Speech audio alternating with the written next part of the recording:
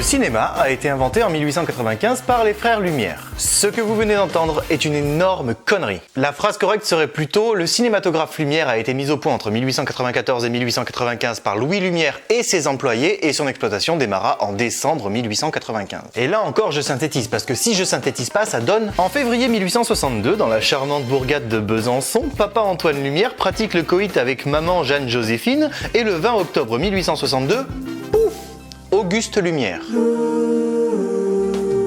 2 ans plus tard, on remet ça, nouveau coït, toujours en février, décidément les hivers étaient rigoureux, et le 5 octobre 1864, pouf, Louis Lumière. Et c'est ainsi que les frères Lumière étaient nés. Bon, attends, je vais peut-être un peu moins synthétiser. La vie suit son cours à Besançon. Antoine Lumière, donc le papa, possède un atelier de photographie qui marche plutôt bien, il est en train de se faire un nom, donc tout roule quoi. Enfin presque. Presque parce que la France va faire ce qu'elle sait faire de mieux, perdre la guerre contre l'Allemagne. L'Alsace et la Moselle deviennent donc prussiennes et Antoine Lumière commence à se dire que... ah, ça commence à sentir un peu les claquettes chaussettes par ici, on va déménager. Du coup en 1871, toute la MIF quitte Besançon et part s'installer à Lyon où Antoine Lumière ouvre à nouveau un atelier de photographie. Antoine Lumière arrive à Lyon avec une réputation, beaucoup de talent et surtout tout le monde lui reconnaît un caractère un peu sociable, sympa, ce qui va lui permettre de se faire des relations dans à peu près toutes les strates de la société lyonnaise, les artistes, les politiciens, les industriels. Pendant ce temps, Louis Lumière, parce que c'est quand même lui qui nous intéresse à la base, il grandit, c'est encore un enfant. Il entre dans l'école très réputée de la Martinière à Lyon d'où il sortira premier avec un diplôme de physique en 1880. Rien que ça. Mais la même année, et là vous allez commencer à trouver la vie un petit peu injuste, Louis Lumière sort aussi avec un premier accessit du Conservatoire de Lyon. Ouais, monsieur touchait aussi sa bille au piano. Et notre petit génie, vous vous en doutez bien, il voulait continuer ses études, il souhaitait préparer Polytechnique, seulement il a dû y renoncer à cause de trop grands maux de tête. Il n'y a pas de vanne, c'est vraiment ce qui s'est passé. Du coup, fin des études, il va falloir commencer à aller bosser, mon petit Louis. Et tout simplement, il s'est mis à travailler pour son papounet, qui possède toujours un atelier de photographie, mais son papounet, il a une idée de génie. Il vend son atelier de photographie pour racheter un immense terrain dans le quartier lyonnais de Montplaisir, une ancienne chapellerie, qui est l'endroit où on fabrique les chapeaux, et pas les chapelles. Résultat, bien joué Antoine. L'année suivante, l'entreprise est au bord de la faillite avec un déficit d'au moins 275 000 francs, ce qui fait... alors à l'heure actuelle, si on prend en compte l'inflation et qu'on convertit en euros pour que vous ayez un ordre d'idée, ça fait un bon gros paquet de moulas. Mais comme le petit Louis touchait un petit peu sa bille en chimie, il s'est mis à développer des nouvelles plaques photographiques pour son papounet. Et là, vous allez me demander, mais dis donc Léo, qu'est-ce que des plaques photographiques ? Alors déjà, je vais vous dire que vous avez fait une faute de syntaxe. Vos fichiers photos que vous avez sur vos ordinateurs ou vos téléphones, généralement des fichiers JPEG, ils ont un papa qui s'appelle la pellicule photographique. C'était la pellicule qu'on mettait dans les appareils argentiques. Ça encore, c'est encore assez familier. Mais cette pellicule argentique, elle avait un papa qui s'appelait des plaques photographiques. Voilà, tout simplement. Les plaques photographiques, c'est donc le grand-papa de vos fichiers JPEG. Donc le petit Louis, il va aider son papa en mettant en pratique ses connaissances pour développer et surtout améliorer les plaques photographiques existantes. Il a 17 ans le môme, faut s'en rendre compte. Pour ce faire, il s'emmerde pas, il va dans la boutique du pharmacien d'à côté, il récupère 2-3 fioles de je sais pas quoi, et il va réussir à mettre au point des plaques photographiques qui réagissent instantanément à la lumière et surtout qui se conservent. Alors je m'explique. En gros, pour la photo qui réagit instantanément, c'est grâce à Louis Lumière que, en gros, on peut faire des photos en mode c'est fait. Avant, il fallait juste rester posé très longtemps en mode voilà, grâce à Louis Lumière, il y a juste besoin de faire. Voilà, le progrès. Et alors les conserver, c'est important aussi, parce qu'à l'époque, quand vous vouliez prendre une photo, il fallait prendre une plaque photographique, l'enduire d'une certaine substance chimique qui réagit à la lumière, et à partir de là, vous aviez environ 30 minutes pour prendre la photo. Après quoi, c'était mort. La plaque photographique enduite, poubelle.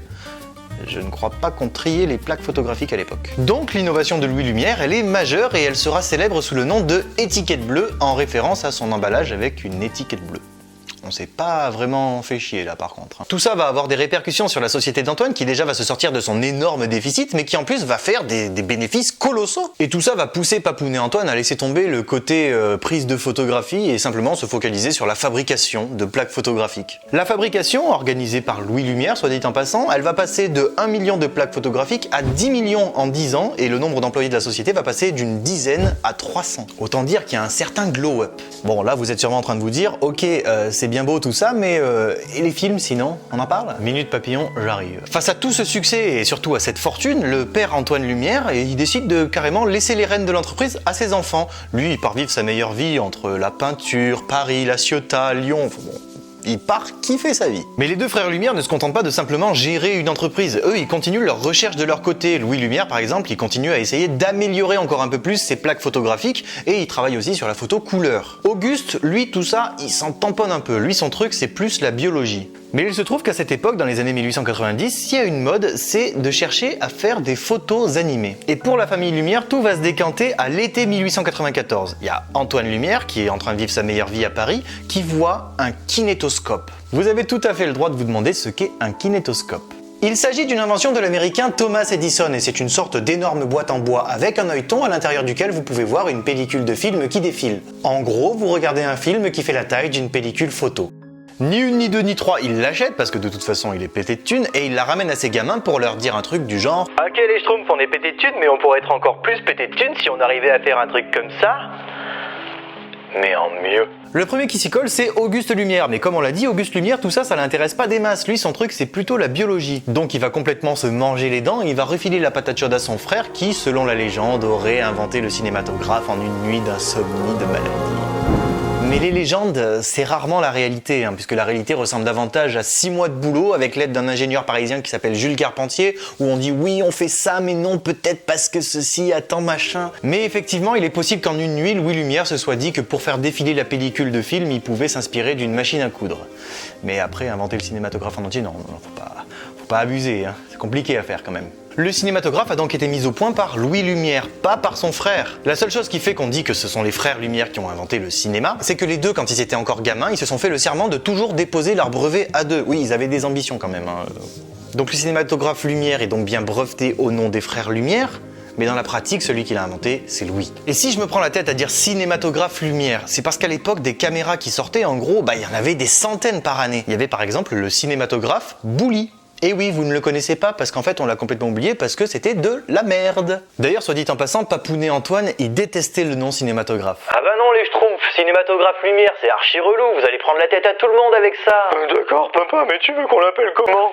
Domitor. Et finalement ils n'ont pas gardé Domitor. C'est d'ailleurs pour ça qu'aujourd'hui on dit encore qu'on va au cinéma. Parce que s'ils avaient gardé Domitor, on aurait dit qu'on allait au Domitor.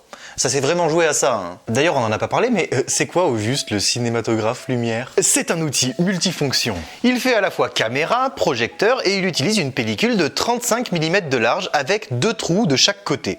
Aujourd'hui, on est plus habitué à voir cette série de perforations sur les côtés de la pellicule, mais là, à l'époque, le brevet était déjà déposé par Thomas Edison. Du coup, impossible de l'utiliser sans se faire péter les burnes par le procédurier américain. Ah oui, parce que Thomas Edison, pète les couilles. Ok, mais alors s'il y avait des centaines de caméras qui sortaient chaque année, pourquoi on a gardé celle de Louis Lumière et pas une des autres? C'est con, mais Louis Lumière, il est fils d'un photographe de talent, c'est un chimiste brillant, ingénieux, il est à la tête de la plus grande entreprise de produits photographiques d'Europe et il est, pour conclure, blindé de tunas. Parce que oui, ça aide. Et c'est un peu pour ça que Louis Lumière a baisé tout le monde dans la course à l'invention, parce que ses moyens et son savoir-faire, ça lui a permis de créer une machine d'une précision parfaite. En gros, quand tous les concurrents faisaient des Wiko, lui, il est arrivé avec un iPhone. Mais en plus de ça, Louis Lumière, il s'est distingué de ses concurrents avec un truc tout bête. Mais sa caméra, elle peut aller dehors. Elle peut sortir filmer un champ, une rue. La plupart de ses concurrents se contentaient de filmer des trucs en studio sur fond noir à peine compréhensible, et lui, il a réussi à sortir sa caméra dehors pour filmer la vraie vie.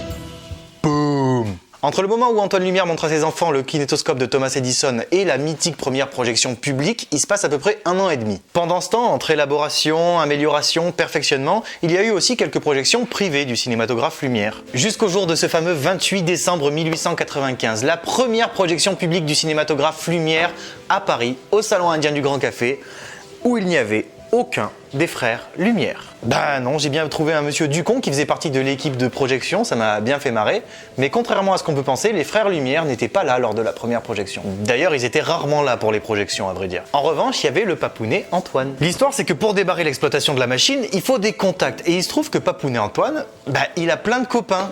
Et en plus, il tourne un petit peu en rond depuis qu'il a quitté la boîte. Antoine s'est donc démerdé avec un pote pour trouver une salle pour faire des projections et ils se sont retrouvés dans ce salon indien du Grand Café. À l'époque, à vrai dire, il n'y a pas grand monde de show pour faire des projections de cinématographes et objets dans le genre. On en revient encore à notre histoire de centaines de caméras qui sortent par an, tous c'est des bides, il n'y a rien qui a fonctionné. Donc celui qui possède une salle, qui le voit arriver avec son cinématographe, il se dit ouais, c'est bon. Mais bon, au Grand Café, ils ont une salle qui sert un peu à rien, qui s'appelle le salon indien, allez vas-y pépère, amuse-toi. Le pote de Papounet Antoine, il négocie avec Monsieur Bourgault, il lui dit ok, je te file 20% de la recette chaque jour et puis tu nous laisses le salon. Et Monsieur Borgo il fait wow, ok, ton appareil à la con là, moi je connais les bails, attends, tu vas me filer 30 francs chaque jour et tu vas faire ta vie après. Résultat, premier jour de projection, la recette est de 35 francs, Monsieur Borgo en récupère 30, il en reste donc 5, ils ont pas de quoi payer tout le monde et voilà, et ils ont bien l'air cons. Oui, mais non, parce que la première projection est un véritable succès et le bouche à oreille va faire son effet et la recette va monter parfois jusqu'à 2500 francs. Et là, Monsieur Borgo, il a plus du tout envie de rigoler, mais il récupère toujours ses 30 francs et la roue tourne, c'est lui qui a l'air con. Le succès s'est donc fait en petit comité lors de la première projection du cinématographe Lumière, où il se trouvait notamment Georges Méliès, qui à l'époque était simplement le patron d'un théâtre. Il y avait aussi d'autres notables parisiens et beaucoup ont proposé à Antoine Lumière des sommes totalement ahurissantes pour acheter son cinématographe. Et Antoine Lumière leur a répondu un truc du style: non les gars, le cinématographe ça marchera pas, nous on va l'exploiter tant qu'on pourra et quand la mode sera passée, on passera à autre chose. Alors, c'était à moitié bien vu, parce que aujourd'hui, avec le recul, on est quand même capable de dire que le cinéma, ça a quand même assez bien marché. Mais sinon, c'est vrai que dès les premiers mois, ils vont récolter tellement de pognon qu'ils vont en récolter finalement beaucoup plus que s'ils avaient accepté les premières offres initiales. Ils vont devoir organiser jusqu'à 20 séances par jour d'une demi-heure et le succès est toujours au rendez-vous. Et tout ce succès, tout cette oseille, ça va donner des idées à la famille Lumière. Mais si on arrive à se faire autant de pognon rien qu'à Paris, qu'est-ce qui se passerait si on faisait ça dans toute la France, ou même dans le monde entier? Et c'est ce qu'ils vont faire, ils vont embaucher des opérateurs pour faire des images tout autour du monde et promouvoir le cinématographe Lumière. En gros, ils vont recruter des Instagrammeurs pour faire des placements de produits. Et oui, j'ai bien dit promouvoir le cinématographe, parce que l'objectif des frères Lumière, ça n'est plus de simplement faire des projections ou même de faire de l'art, ce qui n'a jamais été leur objectif d'ailleurs, c'est de promouvoir le cinématographe aux plus riches pour qu'ils fassent des petits films de famille. Leurs films vont devenir des œuvres artistiques malgré eux, parce que quoi qu'il en dise, Louis Lumière, il a un certain talent pour la photographie et donc pour le cadrage. Si vous regardez un film de Louis Lumière, il y a toujours une certaine maîtrise visuelle, on ne capture pas n'importe comment, comme dans une vulgaire story Snapchat. À l'exception du tout premier film de Louis Lumière, qui est plutôt visuellement bof, pour ne pas dire à chier, mais bon, c'est le premier, hein. On retrouve toujours cette patte de photographe, et ce sont précisément ça les films de Louis Lumière. Il a dû se dire, ok, j'ai un appareil qui peut prendre des photos qui bougent, je vais prendre des trucs aussi jolis que des photos, mais dans les endroits où ça bouge. Dans les rues, dans les ports, à la sortie des usines, ou évidemment, dans les gares. Ce film de la gare de la Ciotat est devenu iconique et ce n'est pas un hasard. Ce film a tout. Cadrage, diagonale du champ, profondeur de champ, découpage du plan, plan d'ensemble, plan serré, gros plan. À l'exception du montage, tout est là. Tout cela, il va l'inculquer à ses opérateurs Instagrammeurs qu'il va former lui-même et qu'il va envoyer autour du monde. Et tous vont ramener des images plus belles les unes que les autres. Et c'est ainsi qu'aujourd'hui on peut visionner des films qui datent de la fin du 19e siècle et qui se déroulent à Moscou, au Mexique, en Algérie, en Indochine. Les types savaient même pas dans quoi ils s'embarquaient, hein. Louis Lumière leur avait dit un truc du genre: ok les gars, je vous arrête tout de suite par contre, hein. C'est pas un CDI que je vous propose, hein. Vous allez faire les intermittents quelques temps, mais dès qu'il y a plus de boulot, go back to Pôle emploi, ok? Finalement, ça va vraiment durer jusqu'en 1897 et la société va à ce moment-là se concentrer sur la vente de cinématographes. Offert dans votre cinématographe, recevez une liste de vues Lumière. Oui, parce que depuis le début, je parle de film pour que vous soyez pas trop paumés, mais à l'époque, Louis Lumière parlait de vues. Et c'est cohérent parce que finalement, un film Lumière, c'est on pose la caméra quelque part et on filme tant qu'on a de la pellicule. Donc en gros, on a la vue de la caméra. Donc c'est une vue. Donc c'est cohérent. En tout, ce sont près de 1500 vues qui ont été réalisées par Louis Lumière et ses opérateurs, certains aujourd'hui perdus, d'autres carrément recolorisés et remasterisés en 4K. Alors par contre on se détend, hein, c'est pas 1500 films d'une heure et demie non plus, hein, la pellicule était beaucoup trop courte, non c'est que des films de 50 secondes. Mais en 1500 films, même court, on a le temps d'inventer des trucs. Si la grande majorité des films de Louis Lumière ont une valeur de témoignage qui aujourd'hui, 125 ans plus tard, est inestimable, certains ont pu apporter au cinéma des notions inconnues à l'époque. Bah oui, parce qu'à l'époque, des hommes avec des caméras, c'était un peu comme des hommes préhistoriques avec du feu, si vous voulez. Et en 1896, un opérateur lumière inventait le travelling. L'idée est simple, mais simplement, si au lieu de fixer la caméra pour filmer des trucs qui bougent, on faisait bouger la caméra pour filmer des trucs fixes. Ou faire bouger la caméra pour filmer des trucs qui bougent. Enfin après, les possibilités sont infinies. Alors oui, aujourd'hui, c'est complètement banal. Mais à l'époque, c'est la folie. On attribue cette innovation à Alexandre Promio à Venise, dans le film que vous regardez qui a le titre putaclic de Panorama du Grand Canal pris d'un bateau. Mais un mois plus tôt, Constant Girel, un autre opérateur lumière, faisait la même en Allemagne avec le non moins putaclic Panorama pris d'un bateau. Alors pourquoi est-ce que l'on retient celui de Venise comme étant le premier travelling de l'histoire?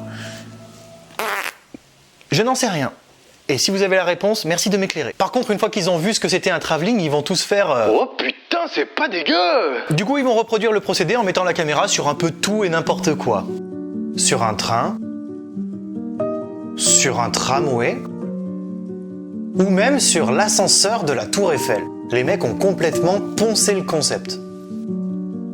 Toujours niveau innovation, on en retrouve une en fait dès la première projection publique. Récapitulons. À la première projection, le programme était donc sortie des usines Lumière à Lyon, la voltige, la pêche au poisson rouge, le débarquement du congrès de photographie à Lyon, les forgerons, le jardinier et le petit espiègle, le repas, le saut à la couverture, la place des Cordeliers à Lyon, la mer.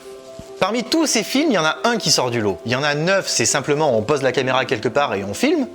Et il y en a un autre, c'est le premier film scénarisé de l'histoire. Le jardinier et le petit enfant espiègle, dont le titre s'est modifié avec le temps pour devenir une expression du langage courant, l'arroseur arrosé. Situation de départ, éléments perturbateurs, péripéties, résolution, situation finale. Un film qui finit bien avec un petit garçon qui se fait défoncer le cultissime. Ce film est pourtant une anomalie dans la filmographie Lumière qui a plutôt l'habitude de se pencher vers du documentaire, du contemplatif ou de l'intimiste. Une autre invention, cette fois-ci créée carrément par des projectionnistes, c'est le film à l'envers. Et vous avez le droit de me dire, qu'est-ce que c'est qu'un film à l'envers? Rêve en la mlif, hein? Ah, c'est ça, un film à l'envers. Bon, ok, mais comment c'est arrivé? Après avoir diffusé ce film, La démolition d'un mur, le projectionniste a dû avoir, je sais pas, la flemme d'éteindre la lanterne et il a rembobiné le film. Ce qui fait qu'à l'écran, le film a défilé à l'envers. Mais ça, personne n'avait jamais vu ça. Et le mur s'est reconstruit comme par magie. Enfin sur l'écran, hein, bien sûr, parce que dans la vraie vie, le mur est mort. Mais dans la salle de projection, les gens étaient hallucinés, les gens étaient en mode « Wouah, c'est diablerie !» Malgré tout, le succès des films Lumière va très vite s'essouffler parce que, regarder des plans fixes de 50 secondes, au bout d'un moment, même si c'est nouveau, on se fait chier. Surtout qu'à côté, il y a Georges Méliès qui commence à faire des films de fiction très ambitieux, Charles Pathé qui démarre, L'incendie du bazar de la Charité qui met carrément un grand coup de frein dans l'industrie du cinéma. En fait, le cinéma s'est très vite tourné vers la mise en scène, et ça, Louis Lumière, ça l'intéresse pas du tout. D'ailleurs, à vrai dire, les films de base, ça ne l'intéresse pas du tout. Lui, ce qui l'intéresse, c'est de perfectionner sa machine. Il va avoir plus tard pour projet de créer une sorte de super cinématographe pour l'exposition universelle de 1900. En gros, il a tout simplement pour objectif de diffuser des films sur une toile de 700 mètres carrés qui serait tenue entre le premier étage de la Tour Eiffel et le sol. Une dinguerie, le truc. Mais finalement, ils se sont rendus compte qu'au moindre coup de vent, ça pouvait conduire à la catastrophe, du coup, ils ont laissé tomber. Après cette exposition, Louis Lumière abandonna définitivement son cinématographe et sa société de production de films. Même s'il en sortira encore quelques-uns, ce sera plus des sortes de sursauts d'agonie qu'autre chose. Et tout sera cédé à Charles Pathé en 1905. Louis, quant à lui, il continuera d'inventer des trucs pour le restant de ses jours. En 1901, il met au point le photorama, c'est en gros des photos à 360 degrés, des gigapanoramas si tu veux. 2 ans plus tard, il travaille sur ce que l'on appellera des autochromes, qui sont en fait des photos couleurs obtenues grâce à de la fécule de pommes de terre.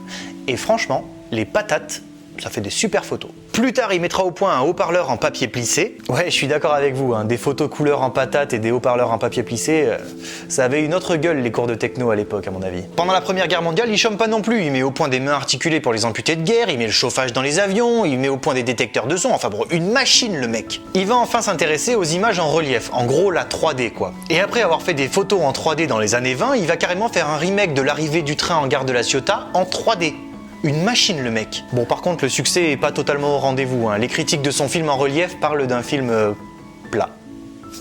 La Deuxième Guerre mondiale passe et ce qui devait arriver arriva. Notre loulou national vieillissant s'éteint à l'âge de 84 ans dans sa demeure des suites d'une longue maladie en 1948. Finalement, si Louis Lumière est associé à tout jamais à l'histoire du cinéma, sa vie n'aura pas tellement gravité autour. Fils de photographe réputé, ingénieur et entrepreneur de génie, il a pu s'appuyer sur les travaux de nombreux pionniers restés dans l'ombre pour mettre au point une machine qui servait à faire quelque chose qui finalement ne l'intéressait pas plus que ça. Il était dans un sens juste là, au bon endroit, au bon moment. Il ne faut pas oublier en revanche que si d'autres ingénieurs et inventeurs n'étaient pas loin de toucher au but, c'est lui qui a réussi à mettre au point la machine idéale. Pas la première, mais la meilleure. Celle qui a fait basculer le cinéma du statut d'expérience scientifique ou d'invention loufoque au véritable outil que nous connaissons aujourd'hui.